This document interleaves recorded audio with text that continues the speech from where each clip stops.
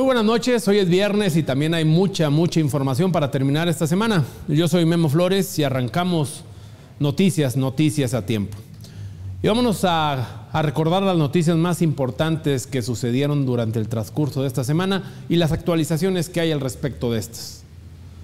Durante esta semana estuvo muy complicada para Claudia Sheinbaum, pero también para todos los habitantes de la capital del país, de la Ciudad de México.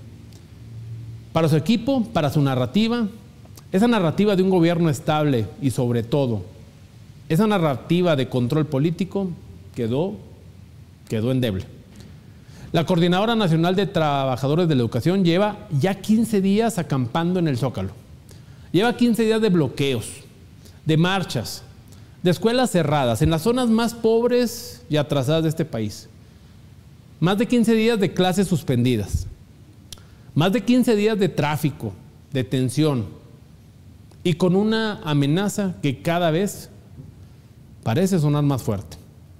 Boicotear las elecciones judiciales el próximo domingo, que yo pienso que no lo van a hacer los maestros. Los maestros exigen diálogo, un diálogo directo con la presidenta. Y la presidenta no los quiere recibir porque la dejaron plantada. Esta misma semana, como una especie de salida rápida, los maestros por fin aceptaron reunirse con 3 figuras claves y cercanas al gobierno de Claudia Sheinbaum. Personas claves dentro del gabinete. Rosicela Rodríguez, secretaria de Gobernación, Mario Delgado, secretario de Educación Pública, y Martín Batres, el director del ISSSTE. Durante esta reunión, que duró poco más de 5 horas el día jueves, nada quedó claro. No se logró ningún acuerdo. El jueves por la mañana, la Secretaría de Gobernación hizo públicas las propuestas que se le presentaron al CENTE, a la Coordinadora Nacional de Trabajadores de Educación. Ellos dicen que son las mismas. Un aumento del 10% al salario, una semana adicional de vacaciones, la congelación de la edad de jubilación para quienes siguen bajo el sistema anterior de pensiones y el complemento de las pensiones más bajas, las de apenas 4,000 pesos, para llevarlas al promedio de los salarios de cotización en el Instituto Mexicano del Seguro Social, que va por ahí de los 17,000 pesos mensuales. Lo mismo que ya se les había propuesto con anterioridad. Los maestros no quieren. Los maestros no quieren paliativos. Ellos establecen como prioridad número 1 para poder negociar la derogación de la ley de pensiones del ISSSTE del 2007. Sin no van a dar un paso atrás. Y el problema fue que la presidenta ya confirmó la imposibilidad de eliminar la reforma del 2007, a pesar de que en el 2024, durante su campaña, lo prometió. Vamos a echar para atrás la reforma a las pensiones del 97 y del 2007, que condenaron a las trabajadores y trabajadoras del Estado y afiliados al Seguro Social a pensiones de miseria. Eso quedó atrás con el neoliberalismo. Nosotros pensamos en los trabajadores y trabajadoras de México. Por eso vamos a echar para atrás, con la ayuda de diputados, de senadores, el régimen de pensiones que aprobó Zedillo y el innombrable de Calderón. Si bien es cierto que nosotros tampoco estamos de acuerdo con la reforma del 2007 que hizo Calderón, regresar a una situación previa a la del 2007 en este momento representa una carga a las finanzas públicas que no puede atender el Estado mexicano. Por otra parte, hoy por la mañana, desde el Salón Tesorería y en Palacio Nacional, la presidenta Claudia Sheinbaum fue cuestionada sobre la posibilidad que les comentaba de boicotear las elecciones judiciales por parte de los maestros, evitando que los ciudadanos puedan asistir a las casillas, y por fin no va a haber votación. Imagínense que los maestros no permitan que se instalen. Esperemos que no, porque pues estarían actuando contra la libertad del pueblo de México para poder decidir el Poder Judicial. Entonces, esperemos que no y que consulten esta propuesta, que la verdad es un esfuerzo extraordinario que se está haciendo. Y lo estamos haciendo porque creemos en los maestros y en las maestras, creemos en la educación pública. Lo que no nos parece pues es estos actos violentos y la afectación que están haciendo en la Ciudad de México cuando hay diálogo. O sea, se entendería que estuvieran presionando si no hubiera diálogo, si estuviéramos cerrados, pero cuando hay una mesa de diálogo abierta, pues ¿por qué tienen que estar bajo estas circunstancias? Pero bueno, vamos a esperar a ver qué ocurre el día de hoy, el día de mañana, y ya pues el domingo yo estoy segura que va a haber una participación muy importante del pueblo de México en la elección al Poder Judicial. Lo que viene ahora es un fin de semana de nervios para la presidenta Claudia Sheinbaum y para sus cercanos. La Asamblea Nacional de la Coordinadora Nacional de Trabajadores de la Educación no se va a reunir hasta el día de mañana sábado, un día antes de las elecciones del 1 de junio. Así que el riesgo de un posible boicot, que yo aseguro que no se va a realizar, para ellos sigue flotante.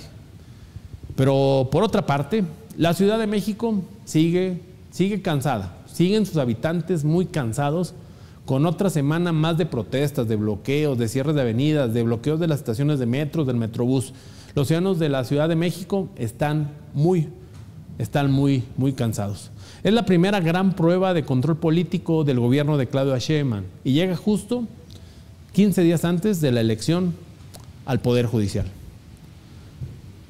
Y la información del martes, la que movió todo el contexto nacional y político, fue las megacasas de Morena. Ese martes informamos que la gobernadora de Baja California, Marina del Pilar Ávila Olmedo, que por cierto le fue retirada su visa por parte del gobierno norteamericano, así como a los cantantes Espinosa Paz, Julián Álvarez, los dos carnales, a ese nivel anda la gobernadora de Baja California. Pero bueno, la gobernadora fue captada en una fotografía abrazada de su familia en una casona en San Diego, en California. ¿Sí? ¿Quién se toma una fotografía de ese estilo en una casona que no sea tu casa? Es extraño. Pero bueno, el tema fue que la casa fue relacionada con una casa que está en venta y que tiene un valor de los 4.4 millones de dólares. Inmediatamente las plataformas sociales y medios locales de Baja California confirmaron y decían ellos que era una casa propiedad de la gobernadora. Las imágenes en las que aparece la gobernadora acompañada de familiares reforzaron las especulaciones sobre la propiedad del inmueble. Pero ante esta situación, el gobierno estatal emitió un comunicado negando que la gobernadora sea propietaria de la residencia. Pero el caso contrasta muy poco, yo diría que no contrasta. No contrasta nada con lo que tiene actualmente el vocero del grupo parlamentario de Morena en la Cámara de Diputados, Arturo Ávila Anaya, quien también posee una casita en la misma zona, en Rancho Santa Fe, una de las comunidades residenciales más exclusivas de California, de Estados Unidos. A diferencia de lo que ocurre con la gobernadora, el vocero de Morena no negó la propiedad. En los archivos del condado de San Diego, la casa figura a su nombre y el de su esposa. El valor de la propiedad es de 4.2 millones de dólares, más de 100 millones de pesos. Fue adquirida mediante una hipoteca de 1.9 millones de dólares, la otra mitad la pagó de cash. Fue adquirida mediante una hipoteca allá en Rancho Santa Fe, donde se encuentran ambas propiedades. Tienen el mismo código postal, el más caro de California y el tercero más caro de los Estados Unidos. Una vivienda modesta en aquella zona puede superar por lo menos los 2.5 millones de dólares. Y en esta zona viven desde figuras prominentes de la política norteamericana como Arnold Schwarzenegger, que fue gobernador de California, hasta el magnate y uno de los hombres más ricos del mundo, Bill Gates. Y en más información de Estados Unidos, la administración de Donald Trump continúa endureciendo sus políticas migratorias. Esta vez con un nuevo golpe directo contra los estudiantes extranjeros que buscan estudiar en su país. Ese martes, el secretario de Estado, Marco Rubio, el cubano, ordenó a todas las embajadas estadounidenses en el mundo suspender la programación de nuevas entrevistas para las solicitudes de visas de estudiantes, a la par de una ampliación de los controles sobre los perfiles en plataformas sociales, en redes sociales. Esto representa otro intento más del gobierno estadounidense por restringir la entrada de estudiantes internacionales a sus universidades en medio de una polémica que llevó a un intento de prohibir la matriculación de alumnos extranjeros en Harvard, acusándolos de fomentar un ambiente antisemitista. El secretario de Estado, Marco Rubio, advirtió que las secciones consulares no pueden abrir nuevas citas para visas de estudiantes y visitantes de intercambio hasta que se emita una nueva instrucción. Y estas, dicen, no llegarán en los próximos días. En información de mitad de semana, en materia de seguridad, 8 elementos de las fuerzas especiales murieron el martes en la zona limítrofe entre Michoacán y Jalisco, en uno de los ataques más letales contra personal del ejército mexicano en los años recientes. Las primeras versiones hablaban de 6 militares caídos y 2 heridos, pero más tarde la Secretaría de la Defensa Nacional actualizó la cifra. Fueron 8 los soldados asesinados. La magnitud de la explosión destruyó por completo el vehículo militar. 2 de los elementos pertenecían a las Fuerzas Especiales de Reacción e Intervención, los otros 6 al Grupo de Respuesta a Emergencias del Ejército. La agresión ocurrió en una de las regiones más disputadas por el crimen organizado, donde la disputa principal es entre el Cártel Jalisco Nueva Generación y los llamados Cárteles Unidos. Desde hace meses, informes de inteligencia advierten que los grupos criminales están reclutando a exmilitares colombianos, incluso a gente especializada en pirotecnia artesanal mexicana, para diseñar y sembrar explosivos de fabricación artesanal en suelo de Michoacán y de Jalisco. La Fiscalía de Jalisco quedó a cargo de la investigación, la misma que generó todo lo relacionado con el rancho de exterminio. Mientras tanto, el ejército desplegó un operativo especial para ubicar más artefactos en la zona. Este miércoles, la presidenta Claudia Sheinbaum confirmó las muertes y envió las condolencias a los familiares. Es muy lamentable que esto ocurra, el uso de artefactos explosivos, y nuestra solidaridad, cariño y todo el apoyo a los familiares de la Guardia Nacional. Y se está trabajando de manera muy importante en seguridad. El día de ayer hubo 44 homicidios reportados. Por supuesto que quisiéramos que no hubiera ninguno, ¿verdad? Pero recuerden que el promedio en septiembre del año pasado era de casi 80, 75. Entonces van disminuyendo y hay detenciones muy, muy importantes, además del trabajo de atención a las causas. ¿Lo de la mina se lo adjudicarían a algún grupo? ¿Se menciona al Cártel? Ya en esa parte yo prefiero que lo informe el Gabinete de Seguridad. Pero al ser cuestionada la presidenta sobre la autoría del ataque, evitó pronunciarse y aplicó la de Lili Téllez. La mandataria respondió que prefería que este tipo de detalles los den a conocer el Gabinete de Seguridad.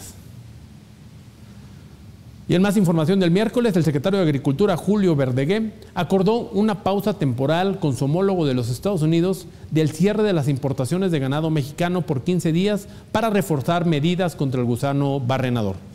Terminando este periodo, se reanudarán las importaciones. Desde Palacio Nacional, el exsecretario explicó que desde que se detectó el primer caso en México en noviembre del 2024, se implementaron inspecciones y tratamientos preventivos al 100% de los animales que transitan la frontera de México con los Estados Unidos. El 6 de mayo, la Secretaría de Agricultura y Desarrollo Rural revisaron las medidas implementadas con autoridades de Estados Unidos. Sin embargo, el secretario señaló una falta de medidas preventivas por parte del gobierno de Estados Unidos. El secretario explicó que le solicitó a las autoridades del país vecino la apertura de la planta de producción de las moscas estériles que evitan la propagación del gusano barrenador en Chiapas. Estos insectos son utilizados para detener la reproducción de este gusano en estado de larvas de dichas moscas.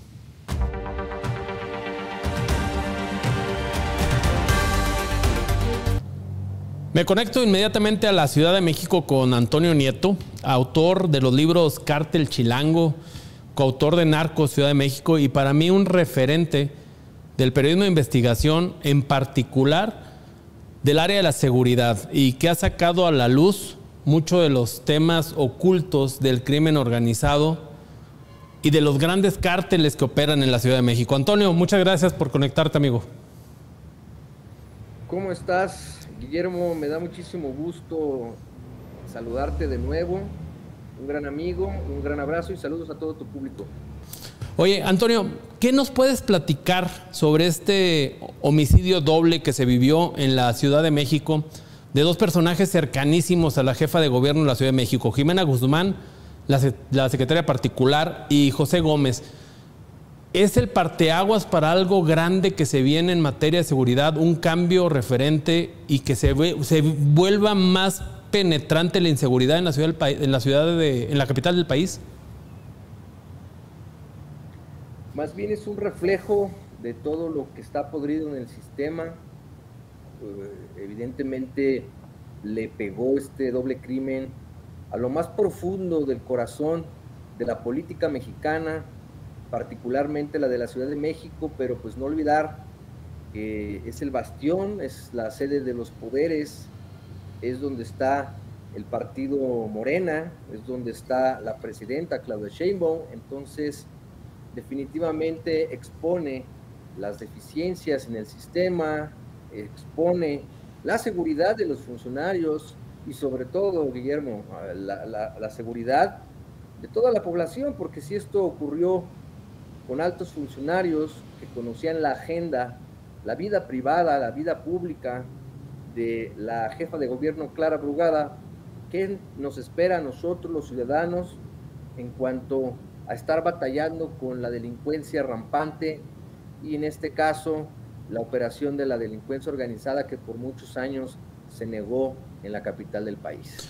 Oye, Antonio, a través de tus investigaciones, de tus reportes, de tus notas, de tus libros, has sacado a la luz la operación de un crimen organizado tras bambalinas en la Ciudad de México. Y no lo hiciste hoy o ayer, tienes muchos años haciéndolo.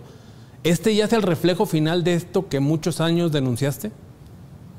Sí, Guillermo, porque los gobiernos anteriores habían apostado a esa política de negar la problemática, de minimizarla y de reducir a no menos que pandillas a estos grupos del crimen organizado que hoy nos están dando la razón, crecieron y la bomba explotó en la cara de las autoridades. Déjame comentarte que en este caso particular del doble homicidio vimos una operación muy bien organizada que incluso eludió las cámaras de seguridad del C5, que tú sabes que tiene la red más extensa de cámaras de todo el país.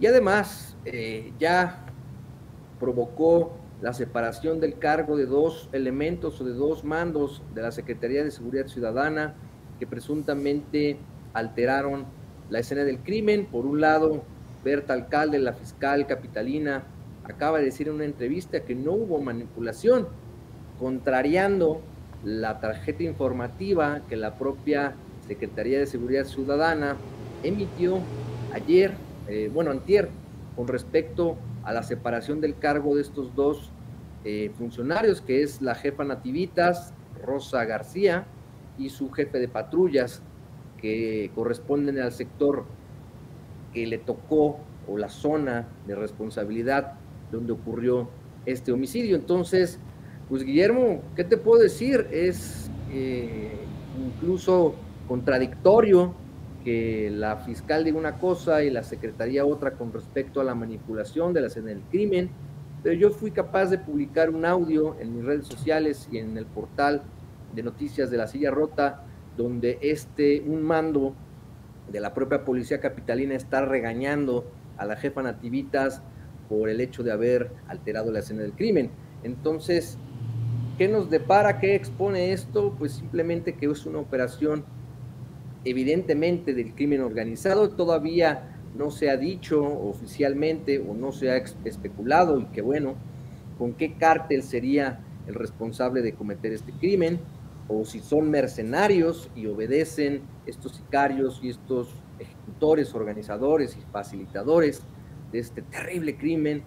Pues si estos mercenarios, a qué político o a qué persona responden, quién les pagó y quién tenía la intención de darle este durísimo golpe a la política mexicana y en general a la sociedad.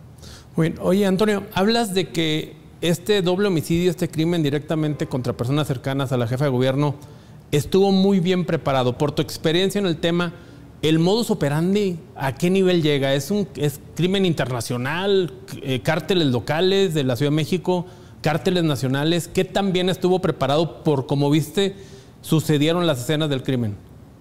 Sí, es que ellos utilizan diferentes vehículos para escapar, utilizan una ruta muy bien planificada para eludir los policías preventivos, que como tú sabes es la policía con más efectivos en todo el país, tiene cerca de 120,000 elementos, hay muchísimas cámaras. Entonces la ruta que ellos eligieron, los vehículos que fueron cambiando de vehículos para no ser rastreados, utilizaron unidades con los números de serie alterados para también que fuera un poco más difícil su rastreo, y salieron a provincia, donde también el circuito de cámaras se rompe, ¿no?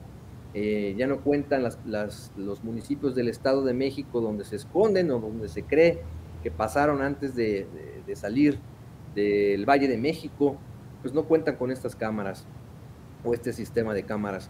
Por lo tanto, pues sí, Guillermo, a tu pregunta, evidentemente estos mercenarios responden seguramente a una red de crimen organizado mucho más grande, aunque no es de extrañarse que también los grupos delictivos domésticos, como se les llama a los que hay en la Ciudad de México, sean capaces de hacer este tipo de trabajos.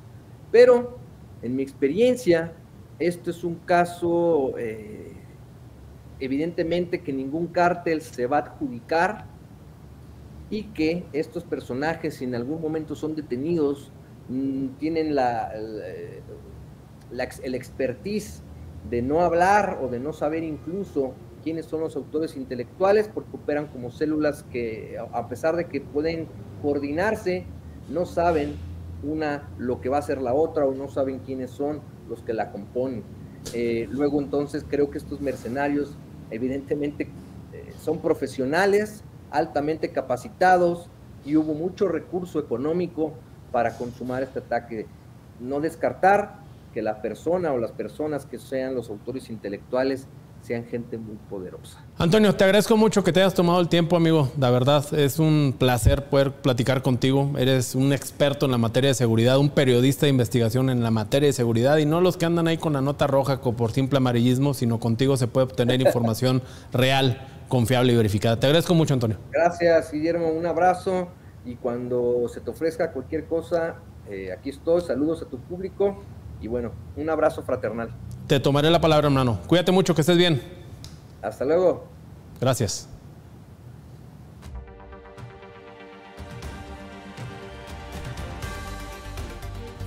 Este martes pasado, informamos que en Reynosa, Tamaulipas, se reportó la desaparición de 5 integrantes del grupo Fugitivo, una agrupación de música regional mexicana de Reynosa.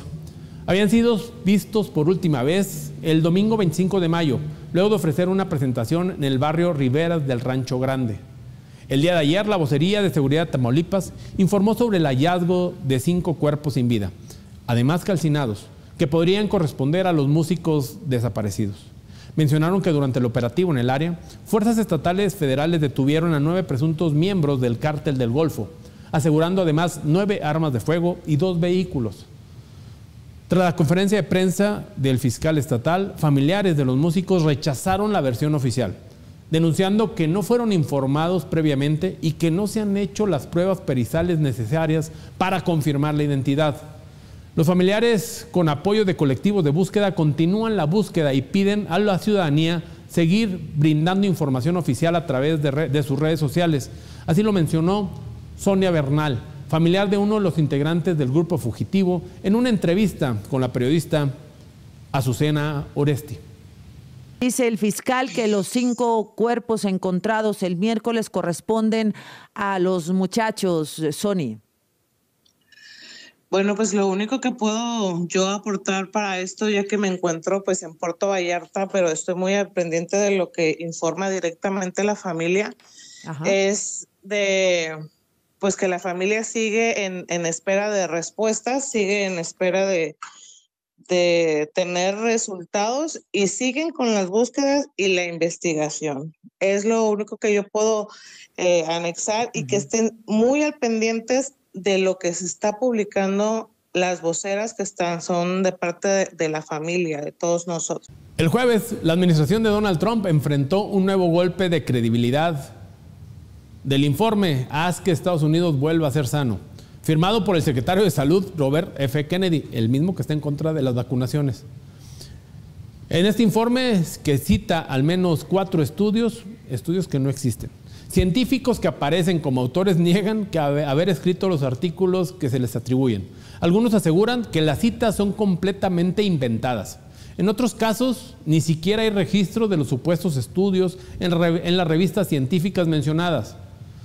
Desde la Casa Blanca, la vocera Caroline Leavitt minimizó el asunto. Dijo que son simples problemas de formato y que el informe será corregido. Aseguró además que el trabajo de Kennedy está respaldado por la buena ciencia. El documento fue presentado por la Comisión Presidencial encargada de investigar enfermedades crónicas infantiles. Es el primer gran informe bajo la gestión de Kennedy al frente de la salud de Estados Unidos. El escéptico de las vacunas, aprobado en el cargo pese a las advertencias de la comunidad científica médica internacional. En la conferencia, la Casa Blanca evitó responder cómo se elaboró el texto y si se usó inteligencia artificial. Mientras tanto, el Comité Nacional Demócrata denunció que el informe está plagado de desinformación. En información en materia de seguridad, economía e hidrocarburos, en Tabasco, en el sur de nuestro país, autoridades federales y estatales realizaron un operativo conjunto que resultó en el aseguramiento de más de 3 millones de litros de combustible robado en un predio ubicado en la ranchería Plátano y Cacao, en el municipio de Centro, sobre la carretera Cárdenas-Villahermosa.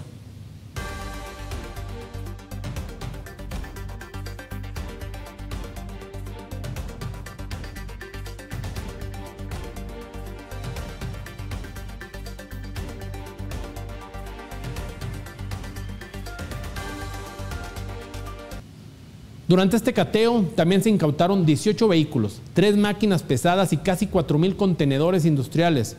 El predio operaba como un almacenamiento clandestino de combustible, representando un riesgo para la población por la cantidad de material peligroso almacenado sin control alguno. La acción fue posible gracias a los trabajos de inteligencia de la Sedena, Secretaría de la Defensa Nacional, la Fiscalía General de la República, la Secretaría de Seguridad y Protección Ciudadana y Petróleos Mexicanos, así como la posible colaboración o algo de colaboración de autoridades locales. Esto se llevó gracias a la autorización de un juez de control con base en pruebas obtenidas mediante vigilancia y tecnología especializada. El predio en cuestión quedó sellado y bajo resguardo de la Policía Estatal local, mientras que lo asegurado fue puesto a disposición del Ministerio Público.